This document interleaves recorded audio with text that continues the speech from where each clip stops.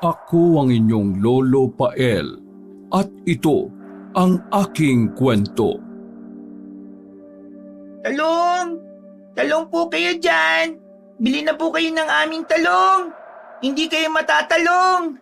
Salip ay kayo ay mananalong! Mananalong sa sarap! Kaya bili na po kayo ng talong! Long na mura pa! Talong! Sumisigaw at magiliw na inaalok ng 10 taong gulang na batang si Egbert ang mga dumadaang tao ng itinitindang talong. Isang oras may gitna siyang sigaw ng sigaw sa pagtatawag ng mga parokyang bibili sa kanya. Ngunit bigo siyang makaagaw ng pansin. Ate, talong ka po dyan oh. Sigurado po ako kapag bumili ka ng talong namin, mapapansin ka ni Crush. Ikaw kuya, bili ka na ng talong. Pampahaba ng iyong talong. Ang ng iyong buhay ay magiging long. Ganon. Napapaihip-boga na lamang ang paslit sa hangin. Walang kwenta ang mga tagline niya. Naisip niya na napaka-corny pala ng ginagawa niyang pag-aalok. Sa pagod na makaagaw ng pansin ng mga tao, napaupo na lamang siya at matamang tiningnan sa harapan niya ang isang batyang napupuno pa rin ng kulay ubing mga gulay. Maging ang kiluhan ay sinipat niya ng tingin. Wala man lang nagtatangkang dumampot ng talong at may tumimbang doon. Ay nako, ang tumal ngayong araw na to. Mabuti pa nung nakaraang buwan, taon. Sa bagay, bagong taon, bagong talong, bagong gulay ang mabibenta. Ay... Napapailing na lamang siya sa frustration. Napalingon si Egbert nang marinig niya ang matinis na tawa ng kanyang ate Viorel na may kinakausap sa cellphone. Inis na tinawag niya ito. Ikaw naman ang pumalit sa akin dito. Kanina pa ako nag-aalok eh. Paus na ang boses ko oh. Wala pa tayong nabibenta. Ikaw talaga dyan, napakarot mo. Tumigil sa pagbungis-ngis ang dalaga. Napalitan niyo ng pagkayamot sa muka na tiningnan siya ng masama. Ikaw Egbert ha, tumigil ka dyan, may kinakausap ako dito. Ay sus, nakikipaglandian ka lang naman kay Kuya Mav eh. Wala kang pake. Pinirapan siya ng nakatatandang kapatid. Kung kanina mo pa sana ako tinutulungan di sana may buena mano na tayo ngayon. Ang dami mong reklamo. Huwag ka na nga muna magtinda dyan. Bah, di pwede te. Mabubulok tong mga talong. Hayaan mo yung mabulok no? Di tortahin natin mamaya. Ay sus, parang kayo mong ubusin. Nagda-diet ka nga di ba? Pampadayet kaya yung talong. Uy, mayaman yan sa Fiverr no? Naku, palusot mo. Matakaw ka lang. Mas lalong bumakas ang pagkairitable sa mukha ni Ate Viorel. Anong sabi mo? Ang sabi ko, masiba ka. Ay talagang pinupuno mo kung bata ka ha? Teka nga. Mav? Nilandian ni Viorel ang tinig sa kausap sa kabilang linya. Saglit lang ha. Mamaya na tayo mag-usap. May papatayin lang akong bata. Sabay tingin sa kanya ng nanlilisik ng mga mata. Imbis na masindak si Egbert sa banta ng kanyang nakatatandang kapatid na babae, hinamon niya pa ito. Apatayin mo ko? Sige, susumbong kita kay mama at papa. Wala na sila mama at papa no? Paano ka magsusumbong, Aber? Sarkastikong tanong ni Viorel sa paslit. Pag pinatay mo ko, susumbong kita kay mama at papa sa langit. Mumultihin ka naming 3. Muling rumolyo ang itim sa mga mata ng dalaga. Talaga ba? Natatakot ako. Grabe. Ikaw talaga ate. Simula nung mawala sina mama at papa, ganyan na lang ang ginagawa mo. Lagi mong kinakausap si Kuya Mav. Bakit? Kayo na ba? Sa'yo ko kaya ibalik ang tanong mo.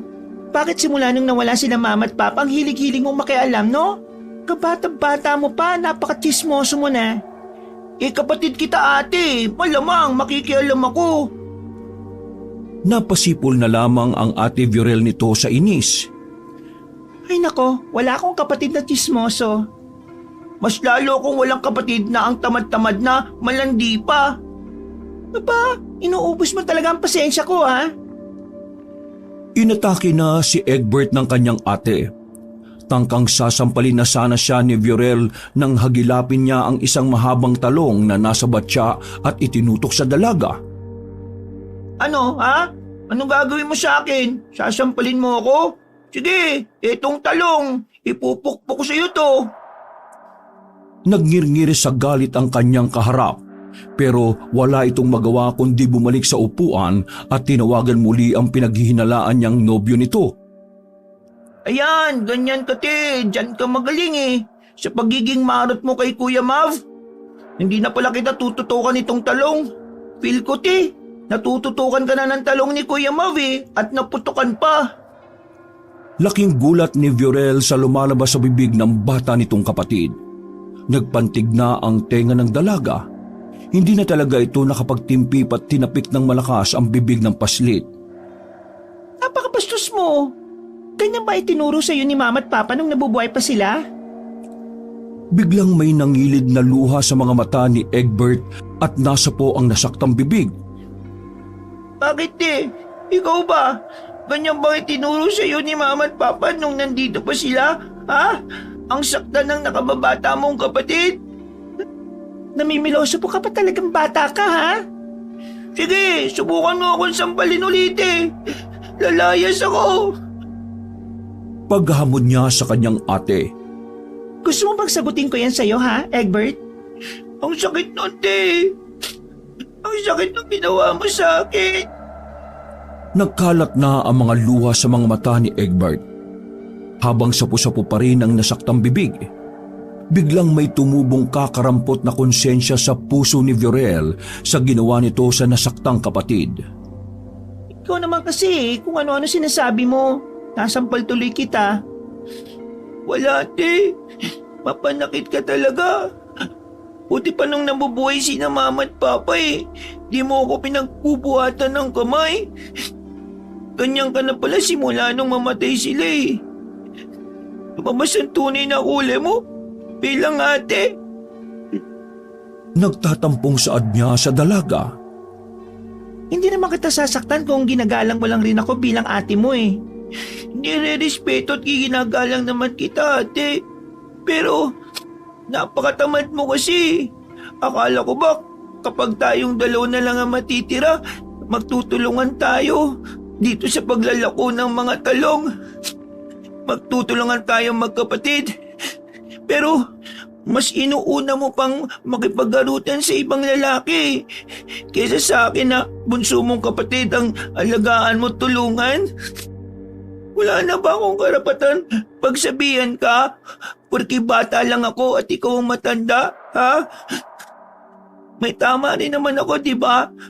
Tama rin ako sa mga sinasabi ko kahit bata pa ako. Unti-unting napagtanto ni Ate Viorel ang lahat ng mga sinabi ng nakababata nitong kapatid na si Egbert. May tama siya pero may mali rin naman ito. At dahil doon, humingi na ito ng dispensa sa kanya. Egbert? Sige na, sorry na. Tawarin mo na si ate.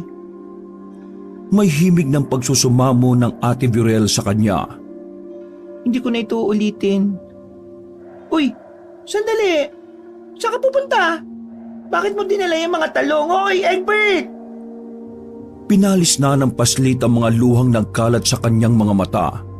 Humihikbi pa rin siya pero pinapakalma na niya ang sarili habang bitbit ang batya na naglalaman ng punong-punong mga talong. Tumayo na siya at lalabas na ng bahay. Hindi ate, diyan ka na lang. Makipag-arutan ka na lang dyan kay Kuya Marv. Ako na lang ang mag-isa magbibenta nito hanggang sa makaubos. Unahin mo na yan, total kumikita ka naman dyan sa pakikipag-arutan mo sa lalaking yan eh. Hoy, Egbert, sandali. Sasama ako. Hindi na. Sa tamad mong yan. Mo ko ano ba?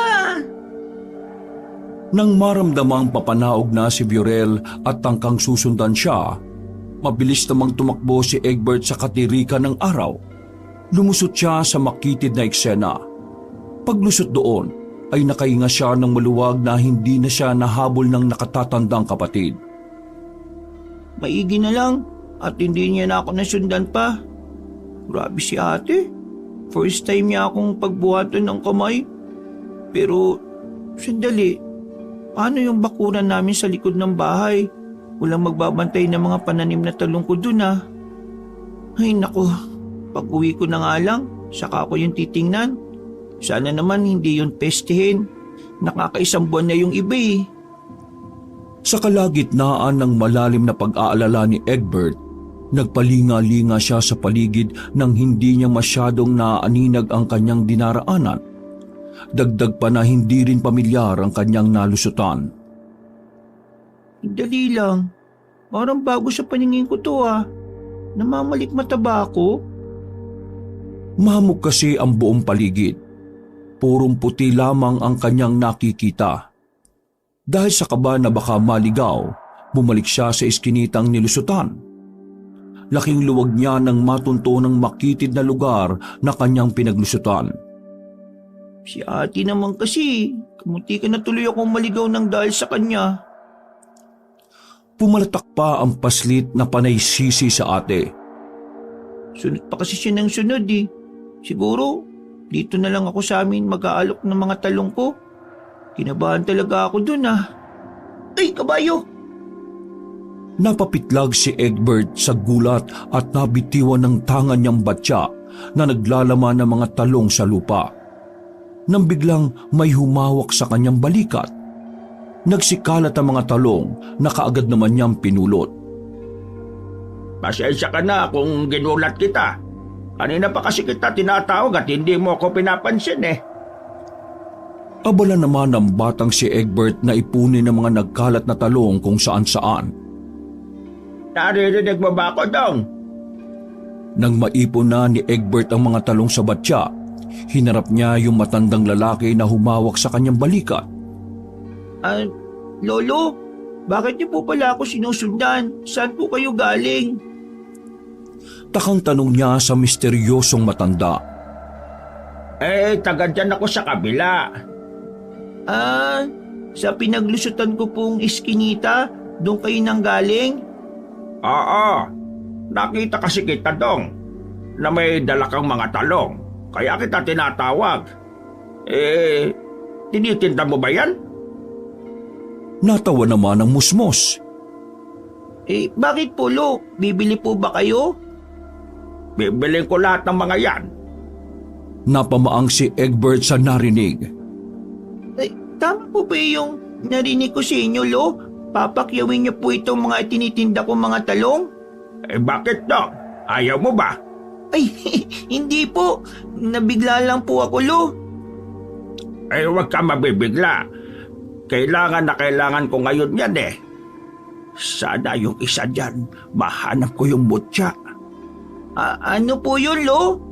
Wala. Saka pwede bang wag mo na akong tawagin na lolo? Hindi pa naman ako tumutungtong sa pagiging senior citizen ko. Mang Kalisto na lang. Ay, sorry po, Lo.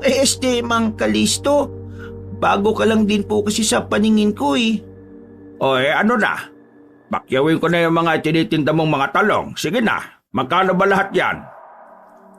May galak na tanong ng Ginoo sa kanya. Saradong 300 piso na lang po. Dinukot ni Mang Kalisto ang pitaka nito sa bulsa. Kumuha ito roon ng 3 tig-100 pisong papel. Saka inabot sa kanya. Dong, eto. Naku, salamat po, Mang Kalisto.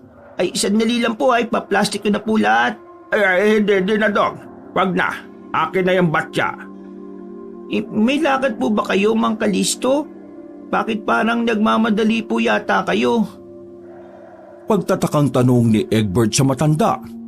Hindi, 2 oras na lang kasi malapit na magdilim. Magdilim? Bakit po? Huwag ka na maraming tanong dyan, Dong. Heto na, para sa batya, dagdag bayad. dadagdagan ko ng 200. Saradong 500 na yan ha. Akin na lang yung mga talong at ambatsa mo. Hindi man matanggal sa isip ni Egbert ang weirdong ikinikilos ng bagong kakilalang magiging suki niya ng mga talong, buong galak na ibinigay niya ang mga itinindang gulay.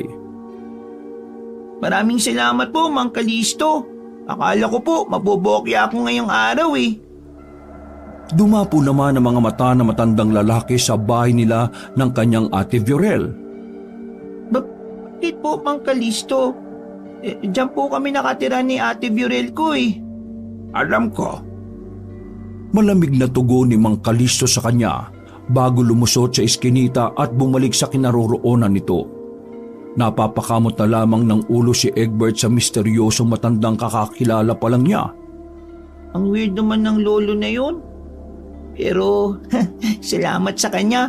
Akala ko wala akong mabibenta ngayong araw eh. Ayos, naka500 din ako. Saad niya sa sarili bago pumasok na sa kanyang tahanan. Aapak na sana siya sa bukana ng pinto nang tawagin siya ni Viorel. Hingal na hingal itong nag-aalala sa kanya. Pinagod mo ako sa pag-aalalang bata ka. Saan ka ba nagpunta ha? Saka, nasa na yung mga talong na bitbit mo? Dinedba ni Egbert ang dalaga. Tuloy-tuloy siyang pumasok sa loob ng bahay. Hoy, Egbert! Kinakausap pa kita eh. Huwag mo nga akong talikuran. Sinarado niya ang magkabilang tenga. Kunwari ay wala siyang naririnig. Pumasok si Egbert sa kanyang silid at akma na sanang isasarado yon. Subalit pinigilan niyo ni Viorel ang pinto. Bunso, usap tayo. Ate naman, maaga ako matutulog ngayon. Bago pa ako bukas para mamitas at tangoy na mga talong natin sa bakuran. Magtitinda pa ako para makabenta uli. Ang aga mo naman matulog, mag-aalas 6 pa lang ah. Wala akong pake. Di ba wala ka naman pake sa akin? Kaya ano ba ate? Bitiwan mo na yung pinto, matutulog na ako. Hindi pwede. Kagad pumasok ang dalaga sa silid ng paslit at sinarado kagad yon. Iubos ka na, Ate Viorel. Ano ba? Ang kulit mo. Huminga muna ng malalim si Viorel bago siya nito hinarap. Umupo ito para pantayan ng taas niya na hanggang balikat lang ng dalaga.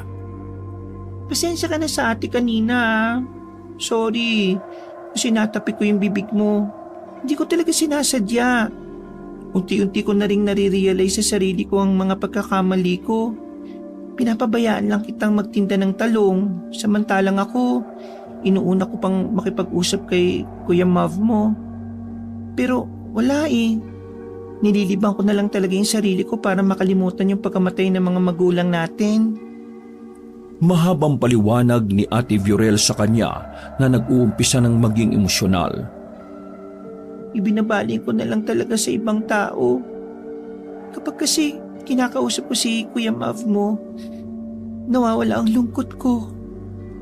Hindi kita tinutulungan magtinda ng mga talong dahil mas lalo ko lang naaalala sina Mama at Papa na katuwang natin magtinda ng ganyan.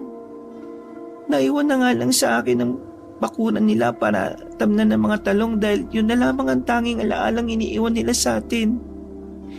Sana maintindihan mo si ate.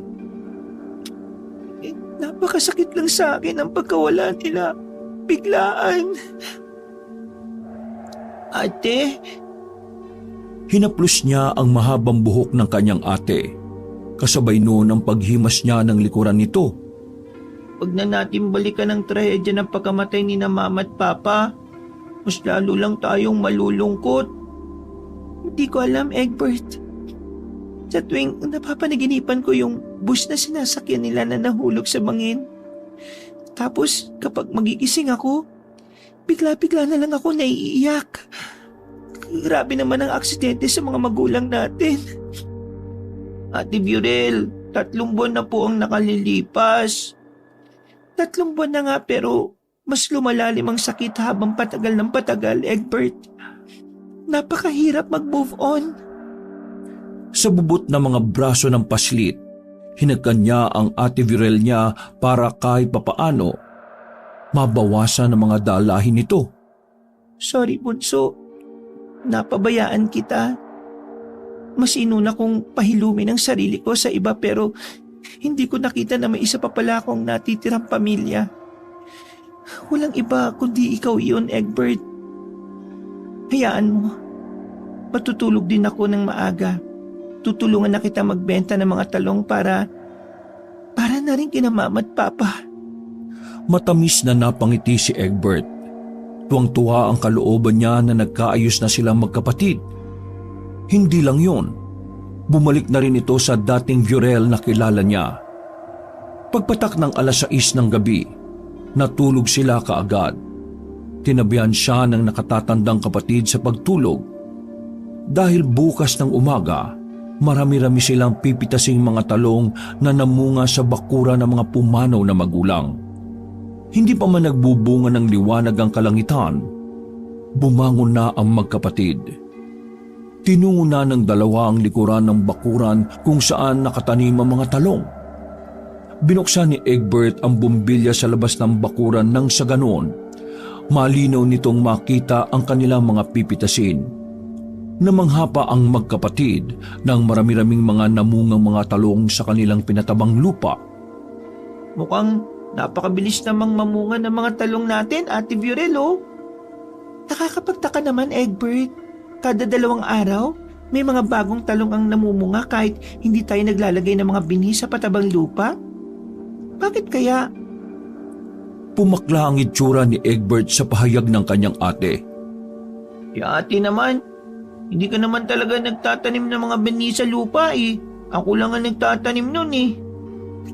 Punso, pagtatalunan pa ba natin ito? Hindi ba nag-usap na tayo? Opo, pero totoo naman po na ako lang po ang nagtatanim ng mga binhi dito sa bakuran. Naitirik ni Ate Viorel ang mga mata. Oo na, Bunso, hindi na ako kokontra. Pero bakit nga kadaling tumubot mamunga ng mga talong sa bakuran natin, no? Kahit pa noong nandito sina mama at papa, ganyan na yan. Sa pagkakaalam ko talaga, 5 hanggang 10 araw lamang tumutubo ang mga yon. May mga umaabot pa nga ng 1 buwan ng iba eh. Pero sa bakuran natin, hanggang 2 araw lang ang maximum. Eh huwag ka na magtaka, ate. Malamang, baka may elementong umaaligid dyan tapos binabasbasan ng bakuran natin. Ayun, naging biyaya. Biyayang bakuran para sa mga talong. Asus, tumigil ka nga, Egbert. Umiral na naman yung pagiging malikot ng imahinasyon mo. Kung ano-anong naiisip mo eh. Oo na, ate. Hindi na rin ako kukontra. Angoy na natin itong mga tanim na talong bago pa tayo datnan ng liwanag. Maingat na pinitas nila isa-isa ang mga sariwang talong at inilagay sa malaking buslo. Nang halos mapuno na ang buslo, tinigilan na nila ang paghango. Ayos na siguro to, ate, no? Itinda na natin to sa harap natin para marami tayong maibenta. Ay, teka, wag muna. Hindi pa muna natin i-check kung may mga bulok? Napakamot ng bibig si Egbert sa suwestyon ng nakatatandang kapatid. Wag na, ti. Pipili naman yung mga tao kapag nagka-interest na bilhin ng mga paninda natin eh. Sila nang bahala. Eh kung may bulok na makita sila, edi patungan natin ng mas mababang presyo. Sayang din yung effort po natin sa pagtatanim ng mga ito eh. O siya, bahala ka. Pero may kailangan muna akong i-text bago natin i-display ang mga yan sa harap ha. Ano? Sino na naman ang iti-text mo? Basta. Umiling ang bata sa inasta ng dalaga. Habang nagtitipa, napapansin niyang nangingiti ang kanyang ate. Batid na niya kung sino ang kateks nito. Yan, sinasabi ko na nga ba eh, si Kuya Mav yan oh. Ha? Hindi no? Pagtatanggi nito, pero napangiwi si Egbert. Ano bang uunahin natin, si Kuya Mav o itong negosyo natin ng mga talong? Hindi siya nito sinagot. Bagkus, napatalikod ang dalaga at may tinawagan. Ay nako ate, nag-usap na nga tayo eh. Tao po? Kapwa napalingon ng magkapatid sa baritonong boses na tumatawag sa labas ng kanilang bahay. Speaking of talong, OMG, Nandiyan na yung pinakamamahal kong talong. Kinikilig pang napatili si Ate Virel niya. Napailamos ng mukha naman si Egbert. Maglalandian kayo, no? Imbis na tulungan mo ako magtindi. Napahimaywang na ang paslit. Tila ba nagsesermo na siya kahit dapat yung ate na lang niya ang may karapatang gumawa ng ganoong bagay. Hindi, Egbert.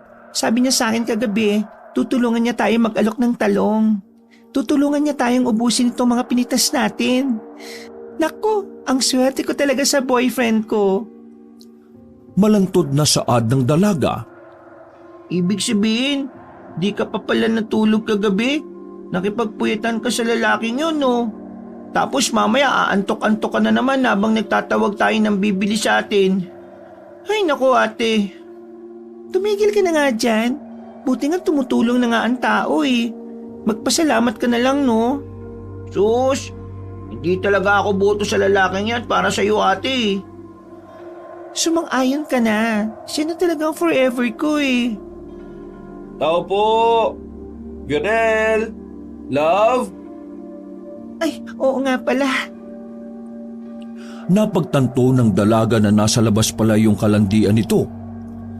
Love, nandito ka sa bakuran. Sandali lang ah. Oh, Egbert, dito ka muna ha.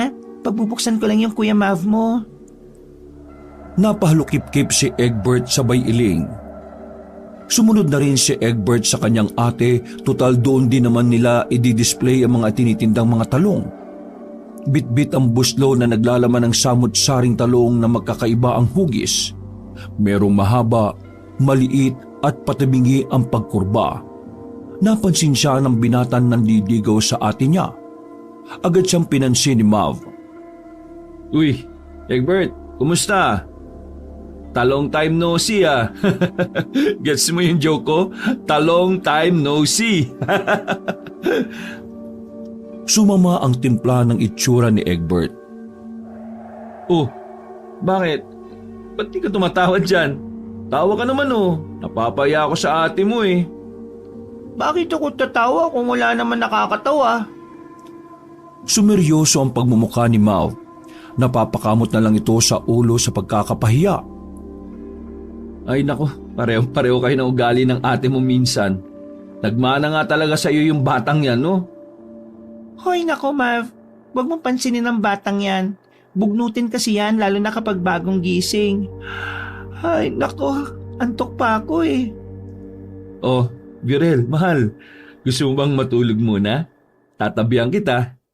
Ay, kayong dalawa. Tulungan niyo ako sa pagbitbit ng mga talong. Kanina pa ako nangangawit oh. Pambabasag ni Egbert sa namumuong paghaharuta ng dalawa. Ikaw ate ha. Kayo na nga ata talaga eh. Hindi no. Boyfriend na niya ako. Sinipat niya ng nainsultong tingin ng kanyang ate Virel. Sus, dinay-dinay ka pa dyan. Magpapaliwanag pa sana ang dalaga pero inunahan na niya ito. Huwag ka nang tumutol. Nadulas ka na kahapon. Boyfriend mo na pala ah. Natameme na si Virel. Naging kulay kamatis naman na magkabilang pisngi ng binata. Kinilig ka namang lalaki ka. Sige na. Sabi mo tutulungan mo kami ni ate. O yan, buhatin mo yung buslo. Dali mo dun sa labas. Inabot ni Egbert ang buslo rito. Hindi may pinta ang mukha ni Mav ng buhatin yon. Ang bigat pala nito. Tigilan mo ako sa kaatihan mo, kuya. Walalaki mong tao. Ate, nagustuhan mo talaga itong si Kuya Mav? Napaka-weak. Date ko pa eh. Ako kayang-kaya kong buhatin yan eh. Dahil sa sinabi ng paslit sa binata, wala nitong nagawa kundi buhatin ang buslo na naglalaman ng punong-puno ng mga talong. Yan, tama yan. Gawin mo lahat para kay ate. Napakainin mong kumilos. Ako? Mainhin? Never! Binitbit pa ni Mav ang dalawa pang buslo na naglalaman ng talong na naiwan sa likod ng bakuran nila. Pagkatapos ay inilatag na nila yon sa mahabang lamesa sa labas. Inumpisahan na nilang magtawag ng mga bibili sa kanila. Talong! Talong po kayo dyan. Bili na kayo ng masustansya at masarap naming talong. Mga ate, kuya, talong po. Pwede sa matanda, pwede pa sa bata. Pwede sa tomboy at bakla. Pwede sa payat at mataba. Maiksi at mahaba. Kaya ano pang hinihintay nyo? Bili na. Talong is life! Bili na kayo! 20-20, 30 at iba pa! Sabay na napatingin ang magkapatid sa naging tagline na pagtatawag ng mga mamimili ni Mav. Sinamaan siya ng mga ito ng tingin. Oh, bakit? Tama naman ako, di ba? Kuya Mav, baka mas lalong walang pumansin sa mga talong natin. Ikaw talaga ginagawa mong kalokohan eh. Mahal, mayos ka. Napakamot muli sa likuran ng ulo si Mav. Hindi naman kasi ako nagtitinda talaga ng talong eh. Para kay ate, gawin mo. Kung talagang mahal mo siya, gagawin mo ang lahat, di ba? Para na rin makuha mo yung loob ko. Napaihip buga sa hangin si Kuya Mav. Inayos na nga nito ang sarili at muling umariba sa pagtatawag ng mga bibili sa kanilang talong. Dahil sa seryosong pangaakit sa mga dumadaang kababaihan, napabili ang mga ito ng talong. Akala pa naman ni Egbert dahil sa pagpapakitang gilas ng lalaki sa pag-aalok, masahanga ang ate nito kay Mav. Mas lalo lang palang lumala ang sitwasyon. Yan, maba yan. Bilin mo na, aray! Palihim na kinurot ni Viorel ang tagiliran ni Mav. Mahal, ano? Bakit mo naman ginawa sa akin yun? Ang lanti-lanti mo. Bahala ka na nga dyan. Sa labis na paninibugho ng dalaga at pagsiselos, nag-walkout ito at pumasok sa loob ng bahay. Sinubukan namang magpaliwanag ni Mav. Ginagawa naman din kasi yon ni Mav para makabenta. Uy, mahal, Viorel, sorry na! Sumunod na rin ito sa loob ng bahay para kausapin ang silosang nobya. Egbert, maiwan muna kita dyan ha. Kakausapin ko lang ang ate mo. Wala kuya, paano itong mga... Hindi na siya pinatapos ng nobyo ng kanyang ate. Mabilis itong pumasok sa loob ng kanilang bahay. Napapakamot na lamang ng ulo si Egbert at in-entertain ng mga kababaihang pumipili ng mga talong niya. Maayos namang nakapagbenta si Egbert sa mga nabingwit ng Kuya Mav niya. Ayos din si Kuya Mav ah. Gamitin ko rin kaya yung karisma niya para bumili sa akin ng mga chicks. Indatan ko rin sila. Habang inaayos ni Egbert ang mga talong sa mahabang lamesa, may malaking anino ang nagpaangat sa kanyang ulo. Agad namang nakilala ng bata kung sino yon. Ito ang matandang lalaking pumakyaw ng mga talong sa kanya kahapon.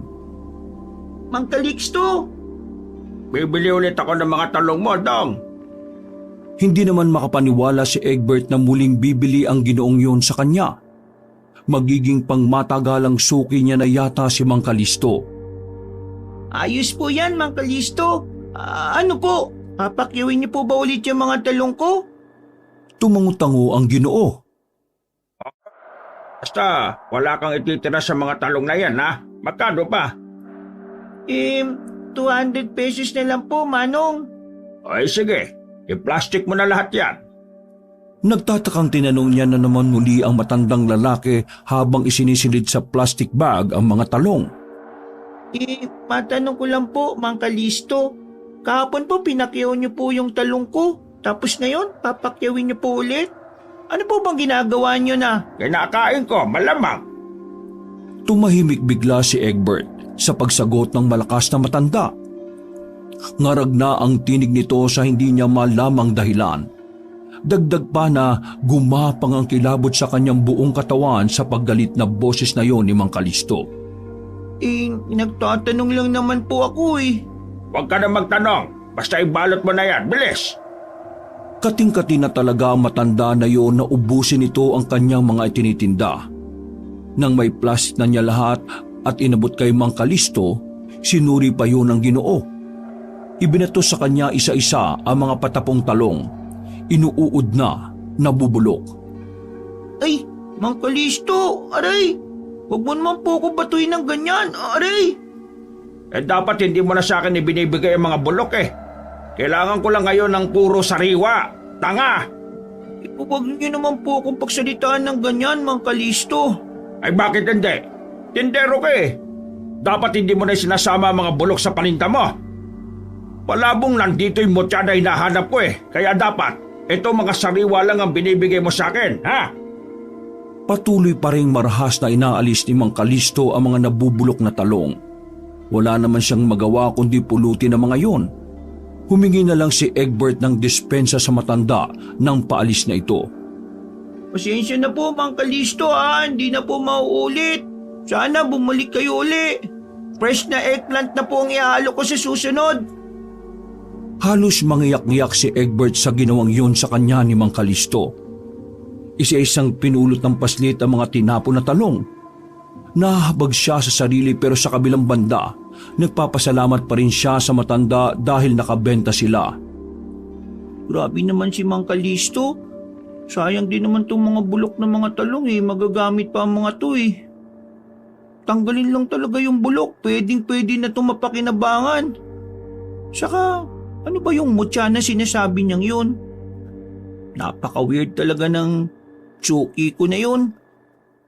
Sa kahuli-hulihang talong na nilalangon at nabubulok ang dinampot niya at inilagay sa buslo, may napansin si Egbert na parabang nagliliwanag sa parting nangingitim. Nagsalubong ang kilay ng paslit. Amoy na pinutakti talaga yon ng peste pero may kakaiba talaga sa huling talong na pinulot niya na isa sa binato sa kanya ni Mang Kalisto. Ha? Ano ba to? Biniyak ni Egbert ang isang nabubulok na talong. Napamulagat siya na sa itim na parte ng bulok na talong may maliit na batong hugis talong din. Kulay ubi rin ang batong yon na hugis pakubra na may kaunting berde. Lumiwanag yon sa kanyang paningin. Manghang-mangha siya sa taglay na kariktan nun. Anong uri ba ito ng batong ito? Buto ba ito ng talong?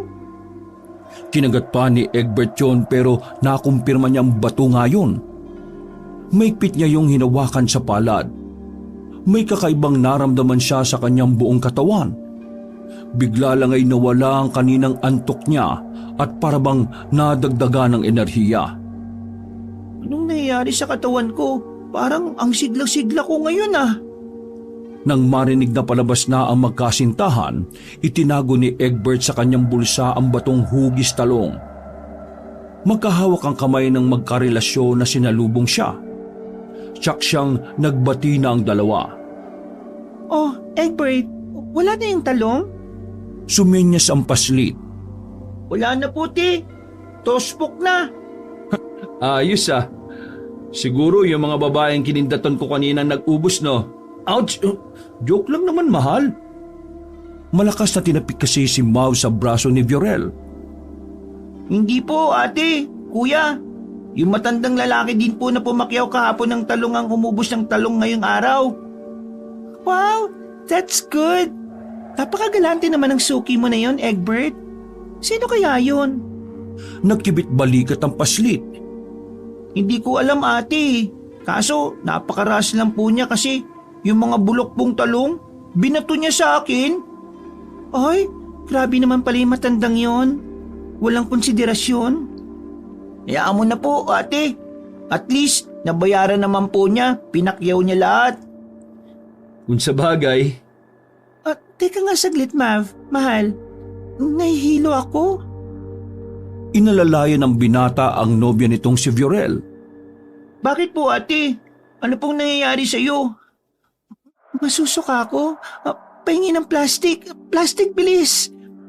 Aligagang kumuha si Egbert ng plastic bag na ginagamit niya sa pagsilid sa mga mabibiling talong at agad na inabot kay Ate Viorel niya.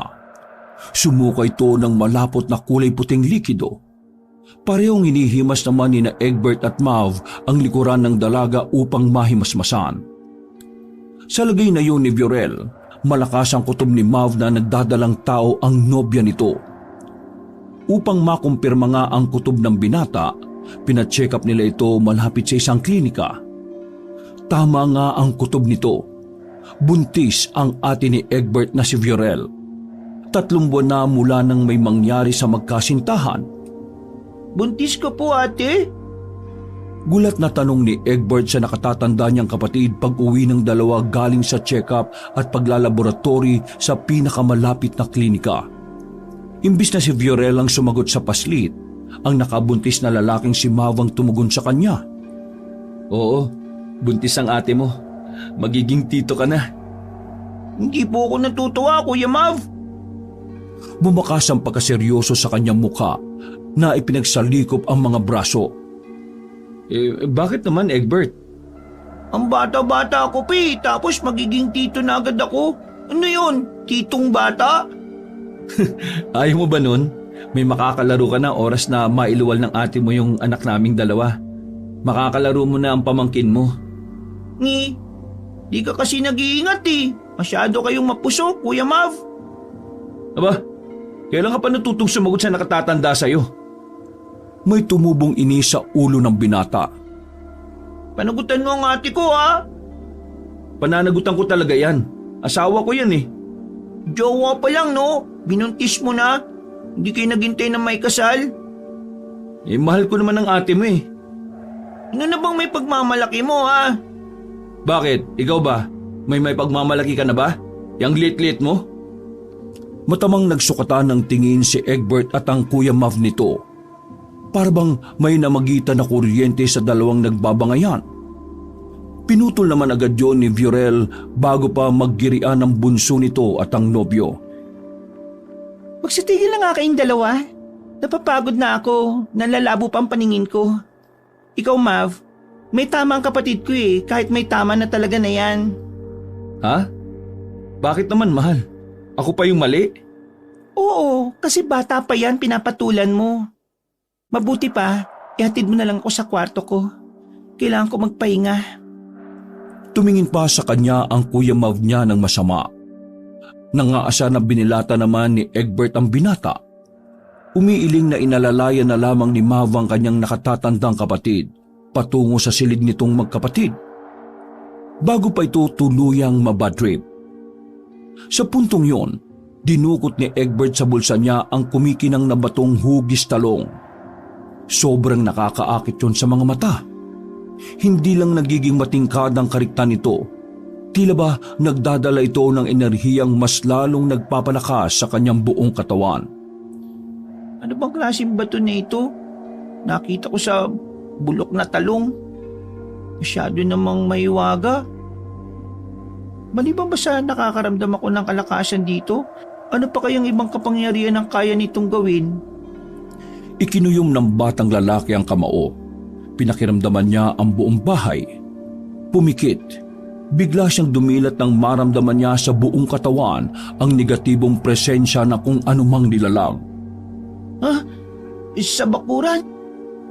Bulalas ni Egbert sa sarili. Tinuntun niya ang likod ng bahay na bakuran. Sumilip siya ng bahagya sa bintana. Napansin niya sa may bakod na parang may tumitik-tik na matanda. Sino yan? Naitutup niya ang bibig ng makilala na si Mang Kalisto yon. Para bang puntirya ng Ginoo ang mga pananim na mga talong. Ano ba talagang pakay ni Mang Kalisto nito sa mga talong ko? Bakit pa ganyan siya makatingin sa mga pananim ko? Nadoble ang laki ng mga mata ni Egbert nang makaramdam siya ng pagkapaso sa kanyang palad. Ibinukan niya ang kamay. Nagliliwanag ang maliit na batong yon na kahugis ng talong. Ilang sandali pa, para bang may mga matitinis na boses siyang naririnig. Samot-saring mga tinig ang umaalingaw-ngaw sa puno ng kanyang tenga. Tinakpan niya tuloy ang magkabilang tenga ng mariin. Ano ba yung mga boses na yun? Ang sakit-sakit naman sa pandinig. Aray, ano ba? Tinapunan niya ng tingin ng mga talong na naglilikha ng di kaaya-ayang tinig. Ano? Nagsasalita ang mga talong? Imposible naman. Napansin niya pa yung batong tangan ay mas lalong lumiwanag. Hindi kaya isa sa kapangyarihan ng batong ito eh. Narinig ko nagsasalita yung mga gulay ko. Talaga ba?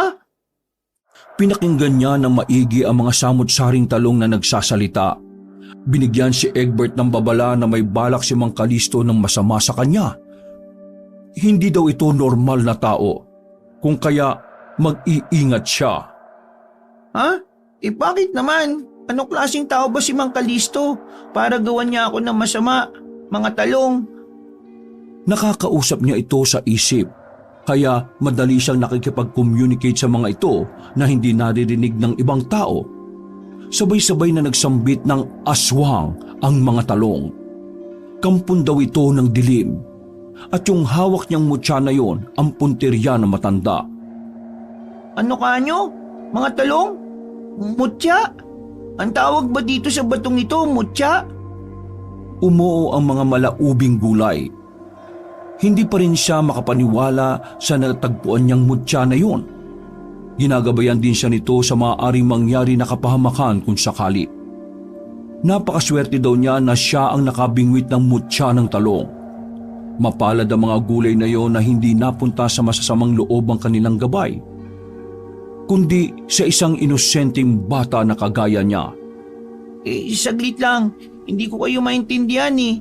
Paano ko natagpuan ang mutya na ito sa nabubulok na talong? Ang alam lang ni Mang Kalisto, nasa sariwa ito at hindi sa pinipeste. Paano? Sumagot ang iba, dahil kapalaran na daw ng mutya na hindi dapat mapasakamay ng hindi normal na nilalang ang ganong uri ng kapangyarihan. Marahil sa kanya talaga nakatadhana ang mga ito. Ganun ba? Anong gagawin ko? Hanggang kailan mapapasa akin tong mutya ng talong? Ayoko ng ganito Ibabalik ko na lang ito sa inyo. Egbert, bakit nandiyan ka sa labas? Anong sinisilip-silip mo dyan? Hindi na naituloy ni Egbert ang pagtatanong sa isip sa mga nakakausap niyang talong. Napalingon siya nang datnan siya roon ng kanyang Kuya Mav. Kuya Mav, andyan po pala kayo? Napabalikwas pa siya ng lingon nang kaagad na umalis si Mang Kalisto sa may bakod. Hindi na niya ito muling nahagilap pa ng paningin. Hindi ka pa natutulog? Hindi po kasi ako makatulog, kuya Isinilid niya muli sa bulsa ng kanyang salawal ang mahiwagang bato ng talong. Matulog ka na, magagabi na Maaga pa po Ay nako, sa ganyang edad mo, dapat natutulog ang mga bata. Sa isang 10 years old na bata, napakapandak mo. Dapat tulog ka ng tulog para tumangkad ka Kuya Mav naman, huwag mo nga akong maliitin. Tatangkad din ako, Huwag ka po magalala. Wala po sa tulog-tulog yon. Kung sa bagay, kapag siguro tinuli ka na, saka doon ka lang tatangkad. Nahihiyang nangamati sa magkabilang pisngi ni Egbert. Si kuya, inaasar ako. Susumbong kita kay ate.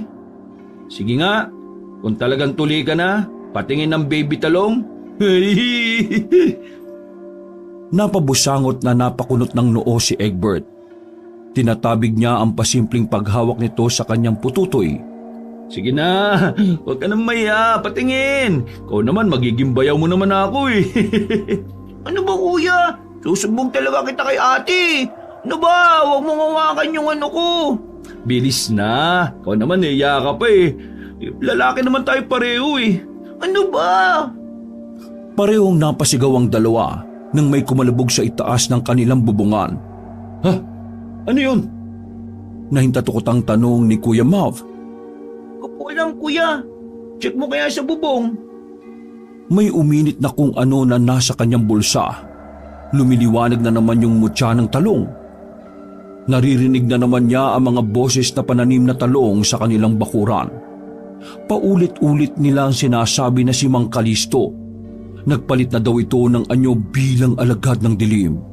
At ang punteriya nito ay hindi na ang mutya na kanyang tangan kundi ang ate niyang si Viorel na may laman ng sanggol sa tiyan nito. Biglang sinugod ng kaba si Egbert. Si ate Viorel! Nagtatakang bumaling sa kanya si Mav. O bakit? Bakit mo tinatawag ang pangalan ng ate mo? Kuya, si Mang Kalisto nasa itaas. Nasa itaas po siya sa bubong. Ha? Mang Kalisto? Sino naman yung Mang Kalisto na tinutukoy mo? Isa po siyang tik-tik, kuya. Kailangan po nating iligtas ang ate. Bilis! Aligagang tinungo ng dalawa ang silid ni Viorel. Nakandado pa pala yun, kung kaya't natatarantang dinukot pa ni Mav sa bulsa nito ang mga susi. Bakit mo kasi nilalak, kuya? Huwag ka muna maingay. Hindi ko mahanap yung tutugmang susi sa seradura na ito eh. Nang maipasok na niya yung susi, inikot nila ang knob ng pinto. Laking gulat nila nang madatnan ng papaling-paling ang ulo ni Viorel. Para bang nananaginip ito na masama. Ang mas kahindik-hindik pa sa nadatnan nila ay nang may mapansin silang mahabang dila sa itaas ng bubong. Tik-tik, kuya! Ayun na yung tik-tik! Ayun yung dila niya, oh! Ha? Anong gagawin ko? Ano pa ba? Kumuha ka ng kutsilyo sa may kusina! Kuya, bilis! Halos madapa pa si Kuya Mav na patakbong tumungo sa kusina. Hindi naman malaman ng paslit kung ano ang gagawin. Hanggang sa makarinig siya ng mga boses na may ingay na talong na nasa kanyang bakuran. Tinuturuan siya ng mga ito kung ano ang gagawin. Ha? Ano kanyo, mga talong? Gagamitin ko yung bato na mutya para maging espada? Ganun ba? Dahil sa tagal ng pagbabalik ni Egbert, sinunod niya ang mga sinabi ng talong sa kanyang isip. Nagpalinga-linga siya sa silid. May nahagilap siya ng mga talong na nasa ibabaw ng tukador na ibinebenta nila. Pagdampot niya, mariin siyang pumikit at nag-usal siya sa mutya na gawing espada yung talong. Sa kanyang hiling, nagliwanag yung talong na bitbit nito. Naging isa nga yung makapangyarihang sandata. Pakurba man gaya ng talong, pero ginamit niya yon para putulin ang dila ng tiktik na walang iba kundi si Mang Kalisto. Layuan mo ang ate ko! Umalingaw-ngaw ang hudi ng aswang sa sobrang sakit. Pumailan lang ang tinig nito na waribang walang hanggang hapdi sa pagkakaputol ng dila nito. Hawak-hawak ang mahabang dila ng tiktik. Itinapon niya ang kumikibot-kibot na dila sa sahig tapos ay mariin niya itong tinapakan. Mamaya mo na, mana! Aangawin mo ang niya! Malagim ang boses na pinakawala ni Mang Kalisto sa anyong aswang. Hindi maintindihan ng kanyang pagsasalita dahil sa naputol na dila. Para siyang ngongo kung magsalita. Ano sabi mo? Sige, subukan mo nga gawin sa akin na mutya. Baka hindi lang iabutin mo, aswang. Sa muli natin pagkikita. Pangaasar na sabi ni Egbert sa aswang. Nagpalipat-lipat sa mga bubungan ng bahay ang tiktik hanggang sa tuluyan ng nabura sa kanyang pandinig ang mga ngir-ngir nito.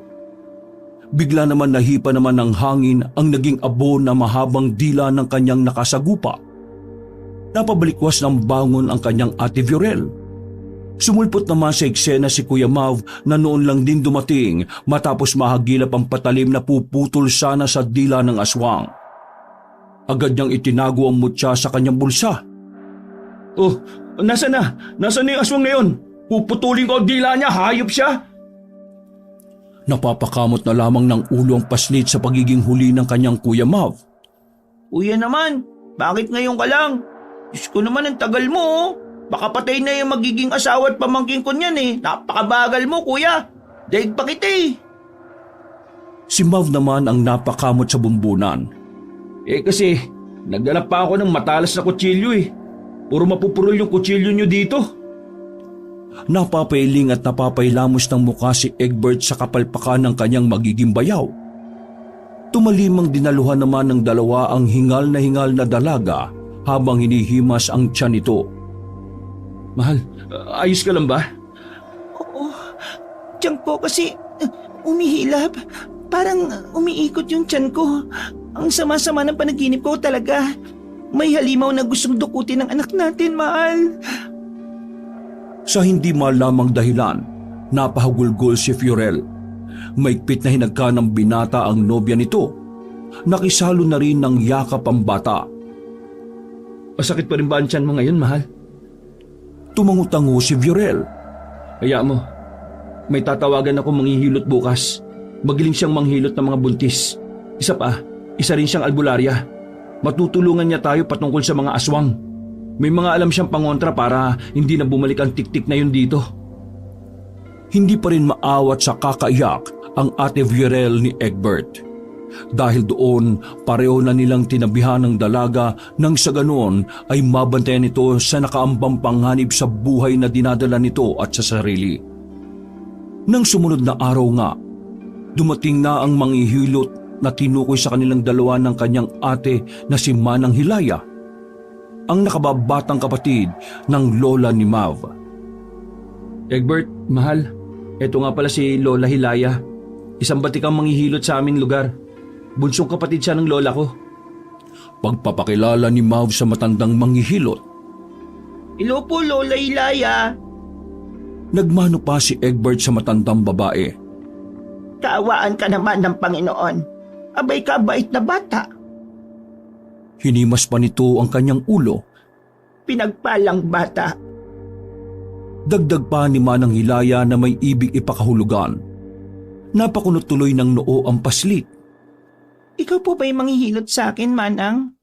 Oo, ako nga. Dumapo ang paningin ni Manang Hilaya sa nakaumbok na tiyan ni Viorel. Napangisi ito ng nakakaloko dahilan upang kutuban ng dalaga. Bakit po? Ano pong malusog ang batang nasa sinapupunan mo? Hindi ko pa man ito nahihilot pero malakas kong naririnig sa tiyan mo ang tibok ng kanyang puso. Nagkatinginan naman ang mag-ate. Lola Ilaya, paano niyo po nalaman kaagad yun? Hindi niyo pa naman po nahawakan ng tiyan ng ate ko ha. At saka... Napabaling sa kanya ang pileges at nangungulubot na mukha ni Manang Hilaya. Kaya mo, iho. May mutya din ako. Nanlaki ang mga mata ni Egbert sa narinig niya sa mahinang sinabi ng matanda. Paano niyo po nalaman na may mutya ako? Saka ano pong klase ng mutya na meron kayo, Lola? Naglitawan ng mga baku-bakong ngipin ni Manang Hilaya. Hindi ko maaaring sabihin kung ano ang mutya na meron ako. Ganon ka rin. Huwag mong sabihin. Baka mawalan niya ng bisa. Sige ka. Paano niyo po nalaman? Nagkibit balikat ang manghihilot na matanda. Napakiramdaman ko lang. Ganon naman talaga kapag may kapwa kamutya, di ba? Nararamdaman mo yun kaagad. Marahil ikaw, hindi mo pa yun nararamdaman sa ngayon dahil bago mo palang na ginagamit ito. Pero kapag natutunan mo na yang gamitin, mararamdaman mo rin sa ibang taong may hawak ng mutya na may mga gabay din sila. Gaya mo. Hindi na nasundan ang pag-uusap ng matanda at bata nang simulan ng hiluti ni Manang Hilaya ang nakaumbok na tiyan ng kanyang ate. Napasinghot-singhot ang manghihilot. May naamoy itong hindi kaaya-aya sa paligid. May panganib na tumitik-tik ngayon sa iyo, iha. Marahil nakamanman siya sa labas. Mag-iingat ka. Biglang bumaling sa kanya si Manang Hilaya at saka may sinabi rito. Protektahan mo ang ate mo at ang bata sa kanyang sinapupunan. Kahit na anong mangyari, gamitin mo ang kapangyarihan mo laban sa aswang na gustong pumatay sa ate mo at gustong agawin ang mutya mo. Kagad naman yung nakuha ni Egbert sa katumango. Opo, Lola. Pag-aralan mong mabuti ang mutya na ipinakaloob sa iyo, iho. Tumango ulit ang batang paslit sa manghihilot. Pawang naguguluhan naman ang itsura ni Mab sa pinagbubulungan ng dalawa. Ano bang pinagbubulungan nyo, Lola Hilaya, Egbert? Napaihim si Manang Hilaya. Nilinis nito ang lalamunan. Hudyat na may idudura itong laway. Wala po. May pinapayo lang ako sa bata. Ganun po ba? Sige po, ituloy nyo na po yung ginagawa nyo. Hinagod-hagod ni Manang Hilaya ang umihilab na tiyan ni Viorel. Dumadaing ang dalaga sa sobrang hapdi na nararamdaman. Iko, Manang Hilaya, napakasakit po ng tiyan ko. Ano po ba nangyayari? Naitirik ng matanda ang mga mata. Puro puti na lamang ang mga mata nito na may sinasambit na kung anong lingwahe. Nararamdaman ko na nandito siya. Tiisin mo lang, iha. Nasa paligid lang ng inyong bahay ang alagad ng dilim. Lumakas ang ihip ng hangin sa paligid habang may sinasambit ang manghihilot na kung ano. Napansin naman ni Egbert na tila may lumiliwanag sa dibdib ng matanda. Parang yun ang pinakatatago niyang mutya. Lola Ilaya, yung mutya niyo po. Tumaas ang kaliwang kilay ni Mav. Hindi na talaga nito maintindihan ng dalawa tungkol sa pinag-uusapan nilang mutya. Ano ba kasi yung mutya na yan? Kahapon pa naloloko ang ulo ko, Egbert eh. Bakit hindi mo masabi-sabi sa akin yan, ha? Sabihin mo nga sa akin. Kuya Mav, hindi pwede. Bakit hindi pwede? Basta, Gusto mo bang kutusan kita? shh! Huwag kayong mag-ingay na dalawa. Sinaway na matandang manghihilot si Egbert at Mav. Kapag pinupuno nyo ng negatibong aura ang tahanan na ito, mas lalo lamang lumalakas ang kapangyarihan ng aswang. Labas sa ilong na tiningnan ni Egbert ng masama ang kanyang kuyang bayaw. Kaya hindi ako buto sa iyo eh. Ang kulit-kulit mo eh. Hindi ka lang ama ng dinadala ni ate. Manda ka sa akin, bata ka. Ano? Ano ba? Magsatigil na nga kayo. Sumasakit na ang puson ko eh. Ayaw nyo pa rin tumigil na dalawa. Dinig na dinig ko pa rin yung bulungan nyo. Aray! Nakarinig ang lahat ng huni ng pagsipol sa labas na rumirindi sa pandinig ng apat. Napapikit si Manang Hilaya at sa pagdilat nito, bumalik na ulit sa normal na mga mata. Inililis ni Burel ang damit at tinakpang yung umbok ng tiyan, habang ang dalawa kasalukuyang nagtatakip na mga tenga. Ano yung ingay na yun? Ang sakit sa tenga, Lola. Hindi ko na yata matitis to. Tiisin nyo. Hindi tayo pwedeng pag-api sa aswang na yan. Pero Lola, bakit naglilika ng maiingay na huni yung aswang na yun? Pakipaliwanag nga po. Di po ba sa gabi lang po sila lumalakas? Hindi kaagad nakasagot si Manang Hilaya. Nakamatay ito sa dalaga na nakasapo sa lumulobong tiyan. Tila ba yun ang pinupunteriya ng halimaw? Isang malakas na uri ng aswang ang umaaligid sa iyo. Gabi man o maski may araw, kayang-kaya niyang makapagpalit ng anyo anumang oras. Siwalat ni Manang Hilaya. Hindi ito maaaring mangyari, Lola Hilaya. Ibig bang sabihin nito, nakapag-anyong tik-tik po siya kahit maliwanag na? Oo, apo. Kaya hindi dapat tayo mapaghalataan na umiepekto sa atin ang kanyang bala. Magpakatatag tayo at mamaya ako naman ang kikilos upang itaboy ang aswang na gusto kayong paslanging magkapatid. Mailap na bumaling sa kanya at sa atin itong buntis si Manang Hilaya. Lumakas na naman ang loob ni Egbert. Kinausap ulit ng paslit ang manghihilot sa mahinang tinig kung pwede na niyang gamitin ang bitbit na pinakatatagong mutya. Huwag mo na, iho. Kapag ginamit mo yan, mas lalo lang siyang magiging marahas na kunin niya sa iyo ang hawak mo mutya. Pero kating-kati na po ako, Lola. Gusto ko na pong supuin ang aswang na yan. Sumunod ka lang sa akin. Mas mabuti nang nag-iingat tayo kaysa mas lalo pa tayong mapahamak. Sinunod na lamang ni Egbert ang mas nakatatanda sa kanya dahil mas eksperyensado si Manang Hilaya na gumamit ng mutya. Hihintayin na lamang niya ang hudyat nito. Maya-maya pa, nawala na sa pandinig nila ang maingay na pagsipol na nililikha ng tiktik. Ayan, wala na. Heto na ang pagkakataon natin. Inutusan ng batikang manghihilot sina Egbert at Mav na kumuha ng mga kakailanganin nito. Bilang albularya at isang mangkukulam, nagluto ito ng pambihirang langis sa maliit na kawali. Inilagay agad yun ng matanda sa maliit na botelya. Inalog-alog. Pinatakpan nito ang bitbit na insenso. 10 insenso na stick ang nasa mga kamay ng manghihilot. Pinausukan niyo ni Manang Hilaya. Pagkatapos ay may mga inusal na lingwahe. Isang dasal na sapat na upang maitaboy ang panganib sa buhay nilang apat. Nanlaki pa ang pares sa mga mata ng paslit nang magliwanag muli ang nasa dibdib ni Manang Hilaya. May gumapang na namang kilabot sa balat ng paslit. Dumilat muli ang mga mata ng manghihilot. Nagputi na naman yon. Mas tumindi pa ang liwanag na nasa dibdib ni Manang Hilaya. Dahil doon sa insenso na tanga na matanda at mutya nitong nakatago sa may dibdib, nabura ang negatibong pakiramdam ng batang paslit. Itinigil na rin ang manghihilot ang pagpapausok nito ng insenso. Hinipan niyo ni Manang Hilaya at sa isang iglap, Nakahinga na rin sila ng maluwag lahat. Wala na ang nilalang.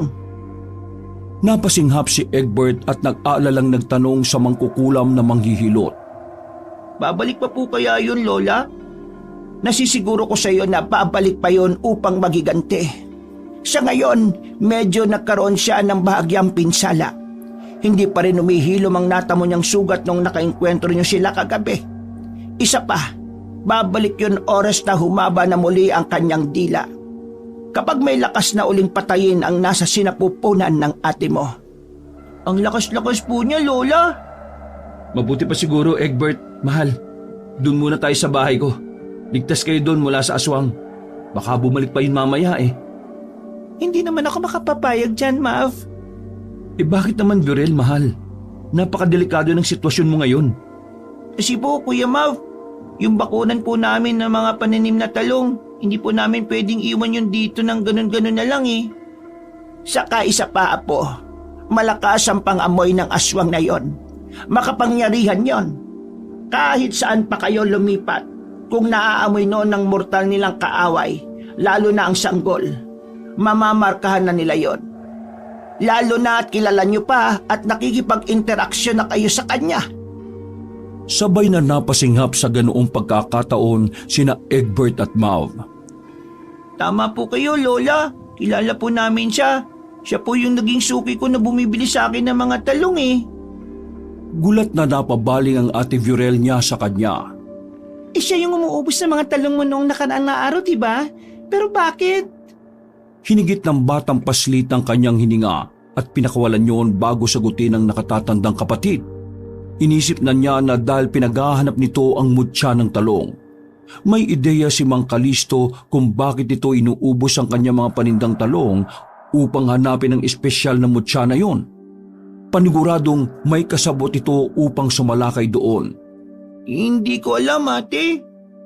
Nagkibit balikat si Egbert. Nagsinungaling ito na hindi niya alam nang sa ganon maproteksyonan ito.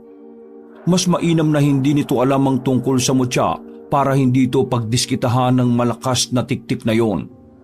Marahil, siguro naamoy niya talaga yung baby mo. Kaya siya umatake dito sa atin sa bahay. At talaga, Bunso, hindi tayo basta-basta magtiwala sa kahit na sino. Marami pa rin ng tuso eh. Akala mo nagpapakita sila ng kabutihan sa kapwa pero bandang huli, pakitang tao lang pala yan para makuha yung gusto nila. Napatingin si Egbert ng masama kay Kuya Mav niya. Oh, bakit ka sa akin nakatingin? Hindi naman ako pakitang tao, uy. Talaga ba, Kuya Mav? Siguro pagkatapos mga anak ni Ate Viorel, iiwan mo na siya, no? Kasi pakitang tao ka lang eh. Uy, hindi ah. Magiging loyal ako sa ate mo kahit anong mangyari. Pangako, pex man, mamatay man. Totoo ba? Ganyan kayo mga lalaki? Kapag nakuha nyo ng gusto nyo, basta-basta nyo na lang kaming iiwang mga babae? Mahal naman. Nagkakampihan pa kayo ng kapatid mo eh. Malamang, kapatid niya ako eh. Bakit? May angal ka? Nakipaggamunan pa ang paslit kay Mav. Kagat-kagat pa ang labi ni Egbert. Tignan ko lang paglaki mo. Manloloko ka rin ng babae. Ate lulukoyin ka nga ni Kuya Mav. Ay naku, sumasakit na ang ulo ko sa inyong dalawa. Ikaw, Egbert, tumahimik ka na nga. Dati magkaaway tayo. Ngayon, kayo namang dalawa. Hindi ako pala away, no? Baka ikaw, ate. Shh! Magsitahimik na kayo. Ang iingay ninyo. Natameme ang tatlo sa saway na yun na matandang manghihilot. Asya, magbibili na lamang ako ng mga pangontra sa inyo para hindi pasukin ang bahay nyo ng aswang. Minano-mano ng bili ni Manang Hilaya sa tatlo kung ano ang kailangan ng sa gayon hindi bubulabugin ng tiktik na yon ng kanilang tahanan. Tinandaan nyo ng tatlo. Nilista. Pinayuhan naman siya ni Manang Hilaya na gamitin ng gusto ang mutyang tangan para makontrol nito yon nang naaayon sa kabutihan. Maraming salamat po talaga sa tulong nyo, Lola Hilaya. Walang anuman yon, Apo. Basta ikaw. Salamat po na marami, Manang. Medyo naginhawaan na po ang tiyan ko. Susundin ko po lahat ng mga bilin niyo sa akin, Lola. Kaawaan kayo ng Diyos. O sige na, at ako'y lalarga na. Magilo na nagpaalam ang manghihilot sa kanilang tatlo. Mag-iingat po kayo, Manang. Inalalaya naman ni Mav ang matanda sa labas. Hatid ko na po kayo malapit sa inyo, La. Ay nako, Apo. Huwag ka na mag-abala pa. Kaya ko na ang sarili ko. Ipainom mo na lang sa nobya mo ang likidong nasa botelyang ibinigay ko sa iyo. Epektibo yon upang lumusog ang bata mula sa sinapupunan niya. Nagmano si Mav at nagpaalam sa lola nito. Opo, La. Ako na pong bahala sa magiging misis ko. Ingat po kayo, ha. Kinawayan naman ng tatlo ang paalis na matanda. Habang may nakaguhit ng ngiti sa labi ni Egbert, nakarinig naman ng mga panaghoy mula sa bakuran niya sa likod bahay ang paslit.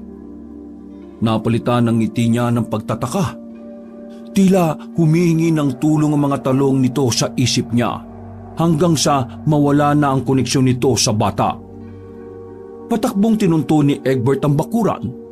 Nagtatakang tinawag siya ni Mav, ganun din si Viorel na maingat lang ang paghakbang habang nakahawak sa nakaumbok na tiyan. Laking gulat niya nang madatnang nangamatay na mga talong sa bakuran. Nangitim na mga ito at kinakain na ng peste. Ano ba yan? Anong nangyari sa mga talong ko? Bakit ganito? Hindi maaari. Yung mga patabang lupa, bakit nagiging itim? Lus mangiyak-ngiyak na ang dalaga sa mga nakita. Sobrang dami ng mga bubuyog at langaw ang nasa kanilang bakuran. Pinuputakte ng mga peste na katakataka kung saan man ito kusang sumulpot. Paano nagkaroon ng mga ganyang insekto dito? Wala po kong alam, kuya. Lagi naman itong inaalagaan eh. Pero bakit ganun? Pumapalatak naman si Mav sa mga nasisilayan. Kung sino man ang may kagagawa nito ay dapat managot. Siguro yung tik-tik naman na yun na si Mang Kalisto, no? Sigurado ka po ba dyan, kuya? Magagawa yan ng isang aswang? Hindi ba? Sinabi na nga ni Lola Hilaya na malakas ang aswang. Malamang, yun ang may pakana. Dapat na talaga natin siya masugpo. Ihanda na po natin ang mga pangontra, kuya. Sumang-ayon ang kanyang kuya Mav sa pamamagitan ng pagtango. Tutulong ako. Hindi na po, Ate Viorel. Magpahinga ka na lang po dun. Sundin mo na lang po yung sinabi ng manghihilot sa inyo na inumin mo yung botelyang ibinigay kay Kuya Mav. Ay, ito nga pala mahal, oh. Inumin mo to. Iniabot ni Mav sa nobya niyang nagdadalang tao ang maliit na botelya. Sinunod yun ng dalaga at nilagok ngayon. Mabuti pa, ate. Magpahinga ka na muna sa loob. Kami na pong bahala sa mga pangontra. Masinop nilang sinunod ang sinabi ng manghihilot na albularya. Hanggang sa binalot na nga ng dilim ang buong paligid. Nang dumating na ang inaabangan nilang aswang, gitla pa sila na hindi nagtugma ang sinabi ni Manang Hilaya na manghihilot na wala pa itong dila ng ganung araw. Dahil napakabilis lang palang tumubo nun. Kitang-kita ng bata at binata ang nakasayad na malalatigo nitong dila sa lupa. Hindi na ka, bata! Harapin mo ka! Ibigay mo sa akin ang masya ng talong! Kung hindi ay papaslangin ko ang ate mo at ang anak niya! Ha! Palagim ang tinig na sigaw ni Mang Kalisto na iwinasiwas pa ang dila sa bakod. Dahilan upang maputol ang mga nakabaong kahoy na nakaharang doon. Kuryosong tumingin sa kanya si Mav. Kuya Mav, siguro wala na akong may tatago pa sa'yo. May kapangyarihan ako sa gabay ng mutya mula sa talong. Yan ba ang pake ng halimaw na nasa labas? Pero hindi ko pwedeng isuko ito sa tiktik, kuya. Kailangan ko ito para puksain siya. Huwag mo nang gamitin ang mutya mo. O kung anumang kapangyarihang meron ka. May mga pangontra na tayong nailatag sa bakuran. At hindi na. Ha? Nagimbal si Egbert at Mav nang may kumalabog muli sa kanilang bubungan. Lumulundo na yon at tila ba ginigiba. Kuya, akala ko ba nilagyan mo ng pangontrang bubong natin? Oo, nilagyan ko nga. Pero bakit hindi tinatablan ng aswang? Sinunod lang naman natin ang sinabi sa atin ni Manang Hilaya. Ewan. Pumainlan lang ang sigaw na yon ni Mav. Winawasak na talaga ng tiktik na yon ng kanilang bubungan. Isuko mo na sa akin ang mutyang hawak mo, bata! Para hindi ko na kayo guluhin pa! Hindi, ayoko! Magmamatigas ka ba? Hindi ko ito susuko, kuya. Mas marami silang mabibiktima at lalakas pa lalo ang tiktik kapag ibinigay ko sa kanya ng ganun-ganun na lang ang aking mutya.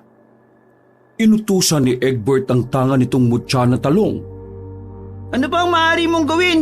Ilabas mo na ang iyong kapangyarihan. Napapaso ang palad ni Egbert pero wala siyang pakialam dahil naglalabas na ito ng enerhiya na maaaring makatulong sa kanila upang itaboy ang kampo ng dilim. Tinakbo ng dalawa ang bakuran. Nagitla silang dalawa na may mga tumutubong mga talong na nandoon sa bakuran. Nasilayan nilang pareho yung aswang na nandoon pa rin sa may bubungan. Itinapat ni Egbert ang mutya sa tiktik. Sa isang iglap, bigla na lang itong tumilapon palabas ng kanilang teritoryo. Sinubukang pumasok ng tiktik sa lupain nila Egbert, subalit nabigo ang halimaw na si Mang Kalisto. Hindi ito makapasok-pasok kahit na anong mangyari. Anong ginawa mo, bata? Ha? Siguro, isa ang shield of protection sa lupain ang kapangyarihan ng mutya na ito. Aba, ibang klase yan ha.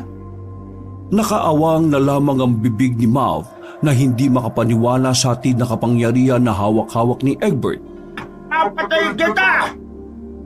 Umagalpak ng tawa si Egbert. Hindi kami ang mamamatay ngayon, kundi ikaw, halimaw ka.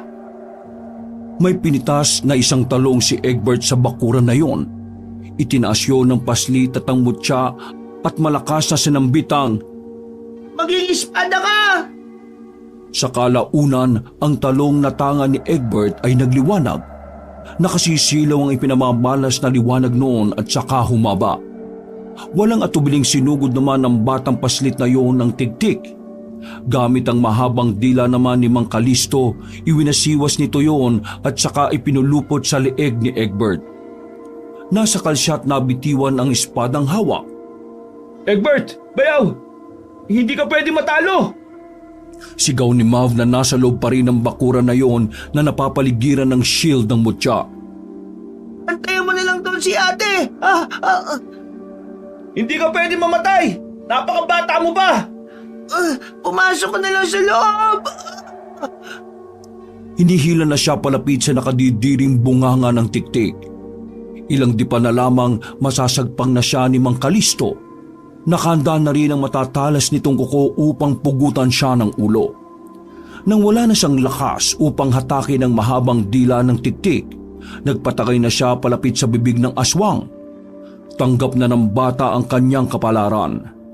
Mama, Papa, magkikita na rin po tayo. Ito na ang katapusan ko. Biglang nag-slow motion ang paligid nang marinig naman ang pagsigaw ng kanyang Kuya Mav. Hindi ka pwedeng mamatay! Bata akong bayaw! Ito ang espada mo! Saluin mo! Napadilat si Egbert. Sakto sa kanyang pwesto, nasalo niya ang espada ng talong. Walang habas na pinutol niyang muli sa pangalawang pagkakataon ang dila ng tiktik na si Mang Kalisto. Sumirit ang malagkit na kulay berdeng dugo sa kanyang muka. Umaray ang halimaw. Tumining sa pandinig ang huni nito.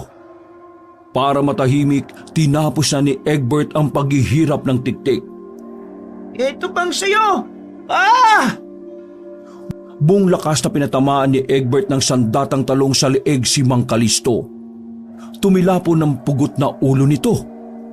Bumagsak ang katawan ng tiktik sa kalsada. Nagkalat ang berdeng likido ng dugo na nanggaling sa aswang. Hingal na hingal si Egbert sa ginawa niyang pagpaslang kay Mang Kalisto. Pinakatitigang maigi ng dalawa ang bangkay na gumagalaw pa rin na katawan ng tiktik. Hanggang sa ilang sandali pa, naglaho na lang itong parang bula. Nasunog ang buong katawan nito hanggang sa naging abo. Sa wakas, tapos na rin. Sa tingin mo, tapos na nga ba, kuya? Makahulugang tanong ni Egbert kay Mav. Bakit? Anong ibig mo sabihin? Malakas ang pakiramdam ko na may kasabot si Mang Kalisto. May kumokontrol sa kanya, kuya. Napapakamot ng ulo ang lalaki. Eh sino naman? Aray ko! Ang sakit ng puson ko, Ma'am Egbert! Tulong! Nagtinginan ng dalawa sa sigaw na yon ng babae. Si ate! Mahal! Mabilis nilang dinaluhan si Viorel sa loob ng kwarto nito. Ganun na lamang ang pagkagimbal nila na maraming dugo ang nagkalat sa loob ng silid. Ano nangyari, mahal? Masakit na humagulgol si Viorel. Baby natin, Mav! Ang baby ko! Bilisan na po natin! Isugod na po natin sa ospital si ate! Hindi na nagpatumpik-tumpik pa ang dalawa. Binuhat na ni Mav ang nobya nitong dinudugo. Pagdating sa ER, sinuri agad ang kalagayan ni Viorel. Heartbeat, maski heartbeat ng dinadala nitong sanggol. Abot-abot naman ang pagdarasal ng dalawa na sana makaligtas ang mag-ina. Lumabas ang doktor. Ibinalita na nakaligtas pareho sina Viorel at ang baby nito. Kamuntikan na raw na hindi kumapit ang sanggol sa sinapupunan ng babae dahil sa ininom nitong pampalaglag. Mabuti at naagapan. Ha? Ano po, Dok? Pampalaglag po? Nagkatinginan sa isa't isa si Egbert at Mav. Iisa lang kasi ang ininom nito. Walang iba kundi ang ibinilin sa kanila ni Manang Hilaya na botelya na naglalaman ng espesyal na likido. Pero bakit? Bakit gustong patayin ni Lola Hilaya ang anak namin ni Viorel? May biglang pumitik sa isip ng paslit. Dahil sa mutya ko, Kuya Mav. Ha? Ano? Opo, Kuya. Tama ka nang narinig. Ang Lola Hilaya mo ang nagpapahamak sa atin para kainin tayong lahat ng aswang. Mali-mali ang pangontra ng aswang na ipinagawa niya sa atin eh. At isa pa, pakitang tao lang ang kabutihan niya kahapon dahil gusto niyang maangkin ng mutya ko upang mas lalo siyang lumakas. Hindi makapaniwala si Kuya Mav sa isiniwalat ng bata dito. Kung ganun, si Lola ang nag-utos kay Mang Kalisto na agawin sa iyo, mutya. Ganun na nga, Kuya Mav. Pero hindi nagtagumpay ang mastermind. Napangiti si Egbert sa pag-alala na may maitim na buti si Lola Hilaya. Yung mga ipinayo sa kanya nito ay pawang mga kasinungalingan. Ganon din ang pagpapausok ng insenso ay isang panlilinlang para makuhang loob ng 3 sa matanda. Makalipas ang 2 araw, inilabas din sa ospital ang ate Viorel niya. Nabalitaan din nila sa araw na yon na patay na yung masahistang buntis na lola ni Mav na si Hilaya. Natagpuan na lang itong itim na itim ang mga mata. Habang may nakatanim sa dibdib nito na itim na bato na pinaghihinala ang mutya. Dahil sa labis na paggamit sa kasamaan ng matanda ng mutya nito, laban sa kanya na inosenteng bata. Naging mitya yon upang matapos ang buhay ni Manang Hilaya. Ikinapahamak nito ang pagiging ganid sa kapangyarihan. Lumipas pa ang 9 na buwan. Nailuwal na rin ni Ate Viorel nang malusog ang baby nito. Lalaking anak ng ate niya at ni Kuya Mav. Tuwang-tuwa ang sanggol sa kanya nang masilayan sa noon. Hello, baby Bertie. Ang laki-laki ng eggplant mo. Mas malaki pa sa akin. Tinunghayan pa ni Egbert ang ari ng baby ng kanyang ate. Dahil dyan, sa iyo ko na ibibigay yung mutya ng talong. Ikaw na ngayon ang bagong tagapangalaga nito. Mapoproteksyonan ka niyan. Pamangkin ko na pangontra sa kasamaan. Mwah! Hinalikan pa ni Egbert sa mag-asawang pisngi ang kanyang pamangkin at magiliw itong kinalong. Lumabas siya ng bahay upang paarawan ang baby ng kanyang ate. Mas marami na tuloy na bumibili sa batang paslit na si Egbert ng mga talong niya. Hindi lang ang ate Viorel at Kuya Mav niya ang katuwang niya na nag-aalok ng mga itinitinda niyang mga talong, kundi kasama na rin ang bagong miyembro ng pamilya na si Baby Bertie, na bagong tagapangalaga ng mutya ng talong. Wakas! Ako ang inyong Lolo Pael at ito ang aking kwento.